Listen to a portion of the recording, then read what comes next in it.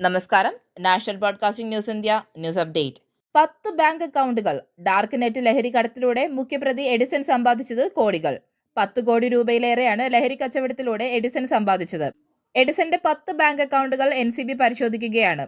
2 വർഷത്തിനിടെ എഡിസൺ നടത്തിയത് 6000 ലഹരി ഇടപാടുകളെന്ന് NCB കണ്ടെത്തി. മൂവാറ്റുപുഴയിൽ നിർമ്മിക്കുന്ന ഷോപ്പിംഗ് കോംപ്ലക്സ് ലഹരിപ്പണം വിനിയോഗിച്ചിട്ടുണ്ടോ എന്നും അന്വേഷിക്കുന്നുണ്ട്. എഡിസന്റെ വീട്ടിൽ നിന്നും പിടിച്ചെടുത്ത ഇലക്ട്രോണിക് ഉപകരണങ്ങളുടെ പരിശോധനയിൽ നിർണായക വിവരങ്ങൾ ലഭിക്കുമെന്ന് അന്വേഷണ സംഘം വ്യക്തമാക്കുന്നു. നാളെ 4 പ്രതികളെയും കസ്റ്റഡിയിൽ ലഭിക്കുമെന്ന പ്രതീക്ഷയിലാണ് അന്വേഷണ സംഘം. ലഹരി ഇടപാടിൽ അരുൺ തോമസിന് നേരിട്ട് പങ്കുണ്ടെന്നും വ്യക്തമായി. വിദേശത്തു നിന്നും പാഴ്സൽ വരുന്ന ലഹരി വസ്തുക്കൾ വാങ്ങി വിതരണം ചെയ്തത് അരുൺ തോമസ് ആണെന്നാണ് നിഗമനം. ഡാർക്ക് നെറ്റ് ഉപയോഗിച്ചുള്ള ലഹരി കച്ചവടം നടത്തിയതിന് NCB അറസ്റ്റ് ചെയ്ത എഡിസനെ കുറിച്ച് നിർണായക വിവരങ്ങളാണ് അന്വേഷണ സംഘം കണ്ടെത്തിയത്. ബാംഗ്ലൂർ കേന്ദ്രീകരിച്ച് ലഹരി വിൽപ്പന നടത്തിയിരുന്നതായും മാസം തോറും 10,000-ലേറെ LSD സ്റ്റാമ്പുകൾ വിൽപ്പന നടത്തിയിരുന്നതായും അന്വേഷണ സംഘം കണ്ടെത്തിയിട്ടുണ്ട്. ലഹരി വഴിയിൽ പുതിയ ഇടപാടുകാരെ കണ്ടെത്താൻ വിൽപ്പന സമയത്ത് ഡിസ്കൗണ്ട് നൽകിയിരുന്നതായും അന്വേഷണ സംഘം കണ്ടെത്തി.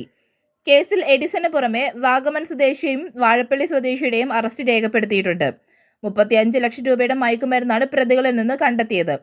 കെറ്റാമലോൺ എന്ന ശൃംഖലയിലൂടെ നിരവധി പേർക്കാണ് ഇവർ മയക്കുമരുന്ന് വിൽപ്പന നടത്തിയിരുന്നത്.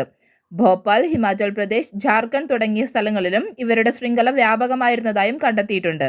എഡിസന്റെ വീട്ടിൽ നിന്ന് ഡിജിറ്റൽ രൂപത്തിൽ സൂക്ഷിച്ച 70 ലക്ഷം രൂപയുടെ NCB കണ്ടെത്തി.